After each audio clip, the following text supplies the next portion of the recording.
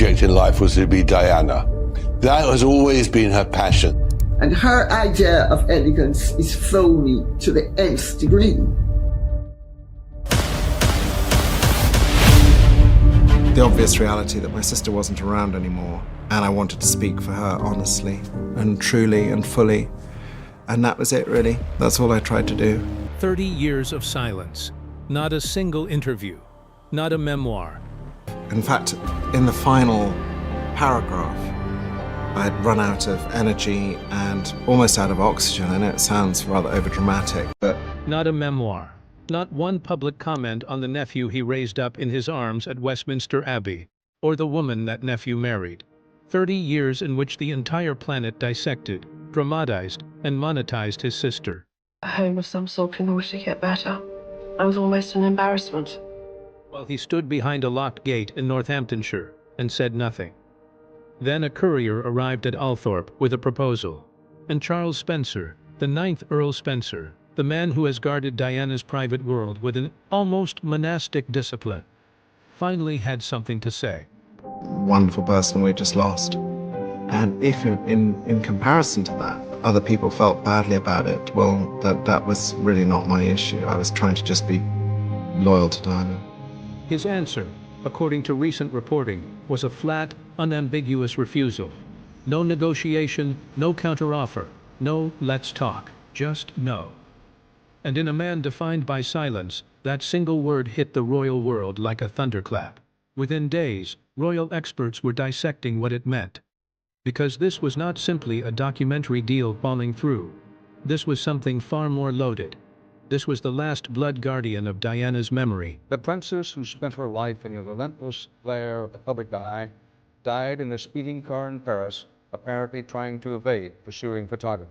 Drawing a line, publicly, unmistakably, between what his sister's legacy truly was and what it was being turned into.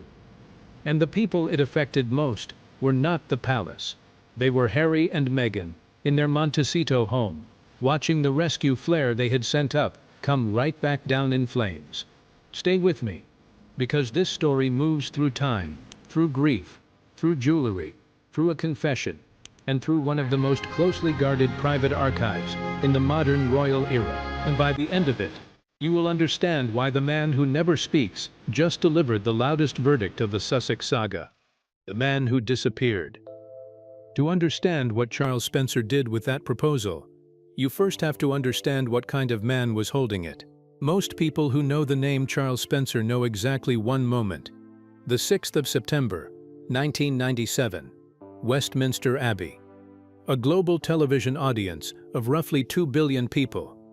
A young man in a dark suit at a lectern, his voice controlled, but his eyes carrying something raw, something that had no business being restrained. And then the words came. He spoke about his sister as a very British girl. He spoke about her laughter, her naturalness, the genuine quality of her compassion. And then he made the promise, the one that echoed out through the nave, pulled applause in from the streets outside, and stopped every person in that building cold. He promised that Diana's sons would be shielded from the cold, dysfunctional machinery that had chewed their mother apart. He promised that her blood family, the Spencers, would never allow the institution to swallow them the way it had swallowed her. He said it directly, from that lectern, to the Queen's face, to Prince Philip's face, to the future king sitting just a few feet away. He didn't flinch once, and then he walked back to Althorp and, for the most part, disappeared. That is the foundation. That long, deliberate, almost eerie invisibility is exactly what gives his recent actions such extraordinary weight. We live in a media culture built entirely around Diana's image.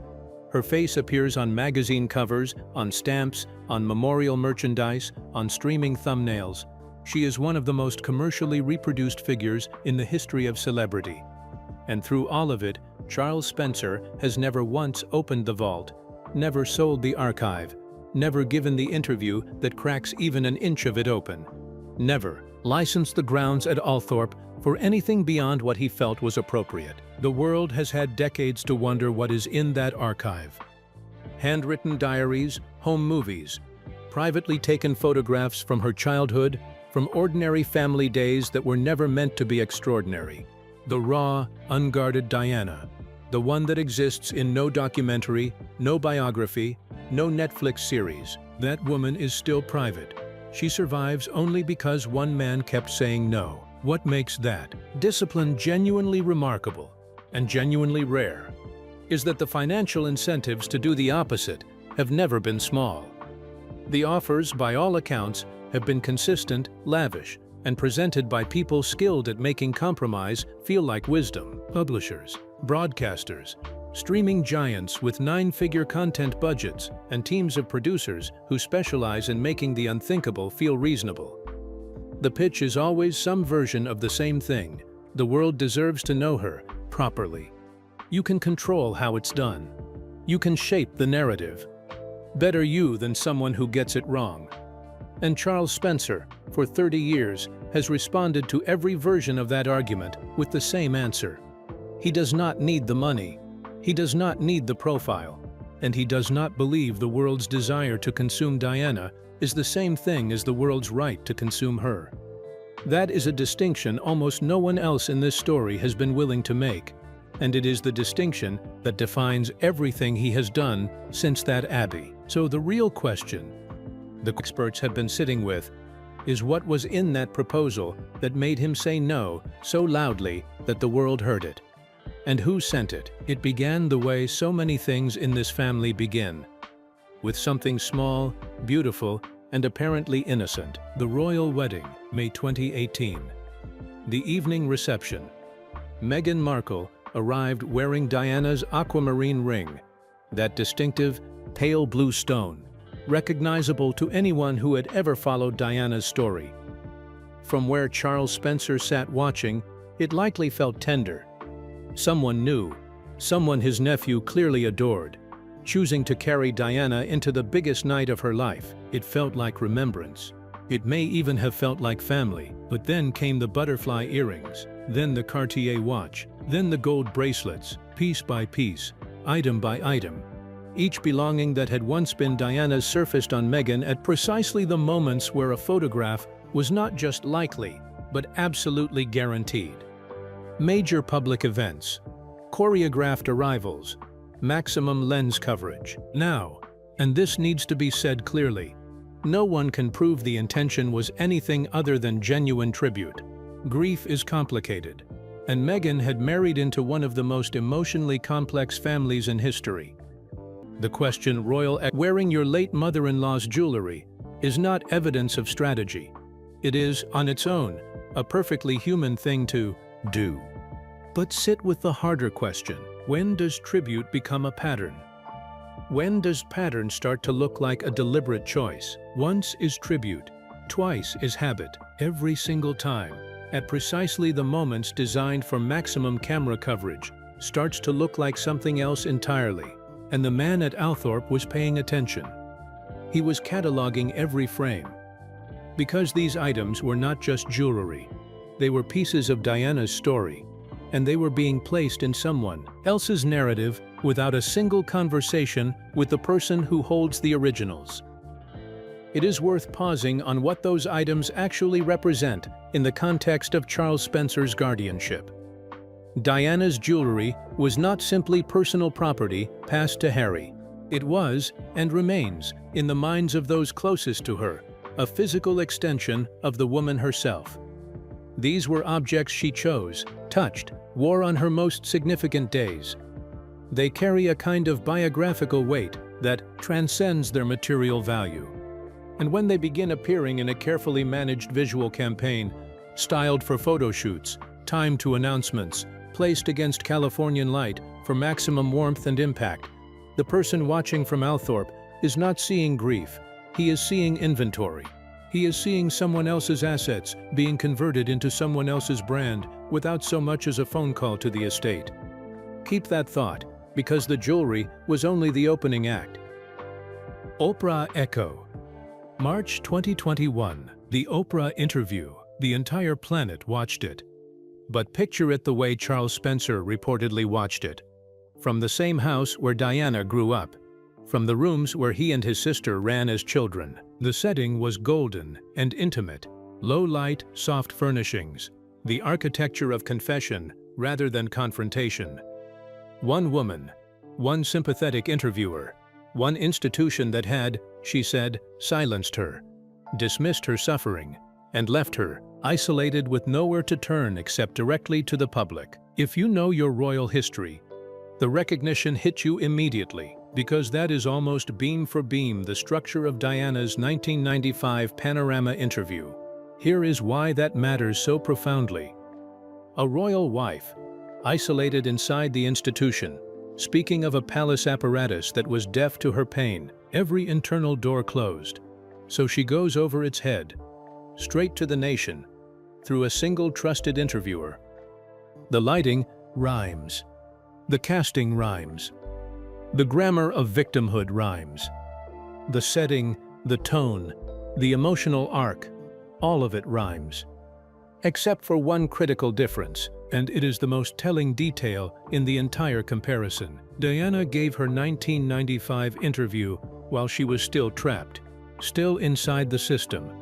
No exit in sight, no resources beyond what the institution allowed, everything to lose.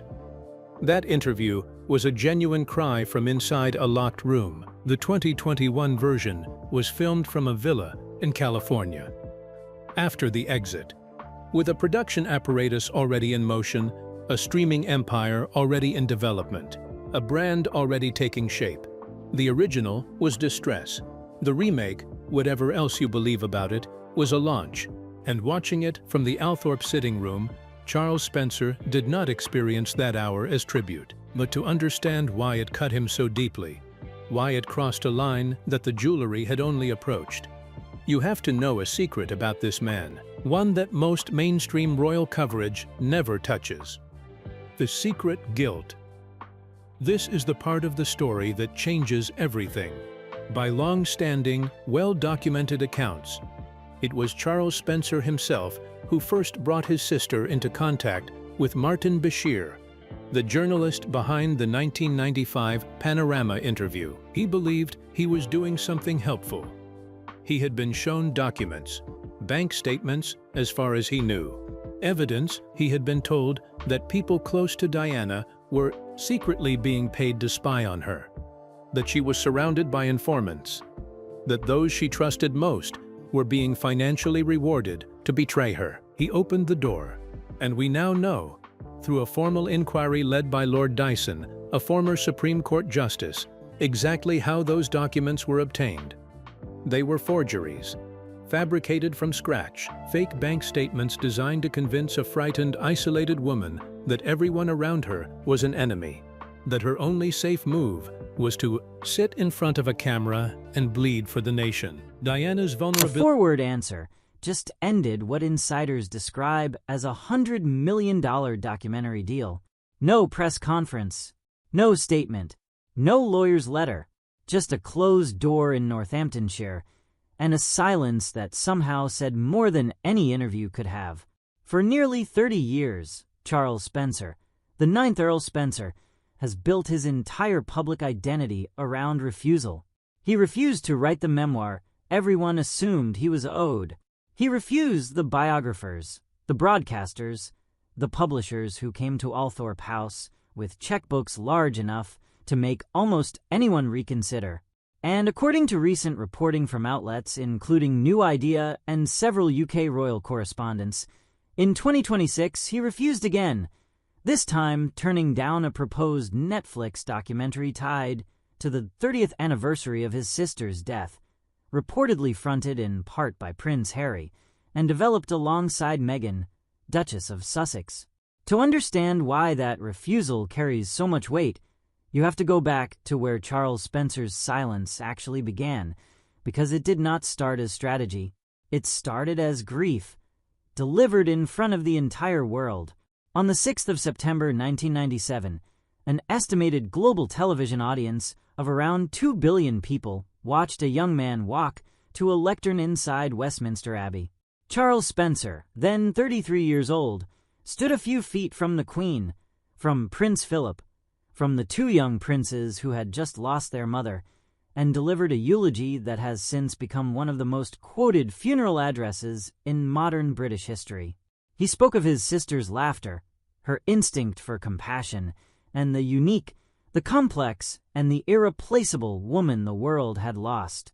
And then he made a promise that royal commentators have referenced for decades since, that the blood family, the Spencers, would do everything in their power to protect William and Harry from what he called the frightening pressures that had, in his telling, contributed to Diana's suffering. It was widely read at the time as a direct rebuke, delivered from a few feet away, to the institution the family he was addressing represented. Then he went home to Althorp and largely disappeared from public life.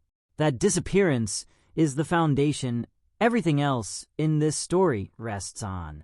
In the decades since, Diana's image has become one of the most reproduced in modern history, appearing in documentaries, streaming series, biographies, exhibitions, and countless magazine retrospectives. Through nearly all of it, Charles Spencer has kept the family's private archive of Diana's letters, diaries, and home footage closed. Multiple biographers and production companies have approached the Spencer estate over the years seeking access, and by all public accounts, the answer has consistently been no. It is worth noting, because it complicates any simple story of a saintly gatekeeper, that Spencer has not been silent about everything. He has spoken publicly on multiple occasions, including in a 2020 interview on ITV's Love Your Weekend with Alan Titchmarsh, about his discomfort with dramatized portrayals of his sister. In that conversation, he explained that he had refused a request from the producers of Netflix's The Crown to film at Althorp, telling Titchmarsh that dramatizations risk being mistaken for history by viewers, particularly abroad, who watch it as if they have taken a history lesson. He has also spoken about feeling a duty, as he put it, to stand up for her when I can, describing himself as a guardian entrusted with his sister's sons and, by extension, her memory. That sense of duty sits alongside something far heavier, something that rarely makes it into casual coverage of Spencer's decades of silence. In September of 1995, journalist Martin Bashir met Charles Spencer at Althorp and showed him a set of bank statements suggesting that people close to Diana, including members of her own staff, were being secretly paid by intelligence-linked interests to spy on her. Those documents, it would later be proven, were forgeries. Spencer, having no reason at the time to doubt them, went on to introduce Bashir to his sister, a meeting that led directly to the now infamous 1995 Panorama interview watched by an estimated 23 million people in the UK alone. In May 2021, a formal inquiry led by Lord Dyson, a retired judge of the UK Supreme Court, concluded that Bashir had acted deceitfully, commissioning fake documents specifically to gain Spencer's trust and, through him, access to Diana. The BBC publicly apologized following the report and wrote directly to Princes William and Harry. Charles Spencer himself, in comments to BBC Breakfast, Sally Nugent shortly after the report's release, said that while he welcomed Lord Dyson's findings, Martin Bashir had never personally apologized to him, and that he believed very big questions about the wider BBC cover-up remained unanswered. That detail matters enormously, because it means the man who introduced his sister to the interview that arguably reshaped the rest of her life, and arguably deepened the isolation that followed her, has never received the kind of direct reckoning that might have let him set that particular weight down. Whatever else explains 3 decades of near-total silence from Althorp, that unresolved history is almost certainly part of it, alongside grief, alongside genuine protectiveness, alongside a documented distrust of media institutions that once, by his own account, used him as an unwitting doorway into his sister's life. Against that backdrop, the smaller frictions of recent years start to read differently. In May 2018, at the evening reception following the royal wedding, Meghan Markle wore a ring understood to have belonged to Diana, a pale aquamarine stone that longtime royal watchers recognized instantly. Over the years that followed, other pieces once associated with Diana, including a watch and several items of jewelry, appeared at high-visibility public events involving the Duchess of Sussex. None of this, on its own, proves anything beyond what people close to the couple have described as heartfelt tribute.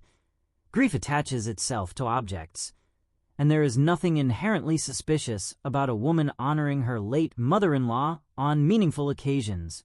But patterns invite scrutiny, and by the time of the March 2021 interview with Oprah Winfrey, filmed from the couple's home in Montecito, several UK commentators, including longtime royal correspondents writing in the Times and the Telegraph, noted the structural echoes to Diana's own 1995 Panorama interview. A single sympathetic interviewer, an institution described as unresponsive to private suffering, a broadcast built around confession rather than confrontation. The crucial difference, as several of those same commentators pointed out, is that Diana gave her interview from inside the institution, with no clear exit and everything to lose, while the 2021 interview was filmed after the Sussexes had already stepped back from royal duties and signed a substantial content deal with Netflix.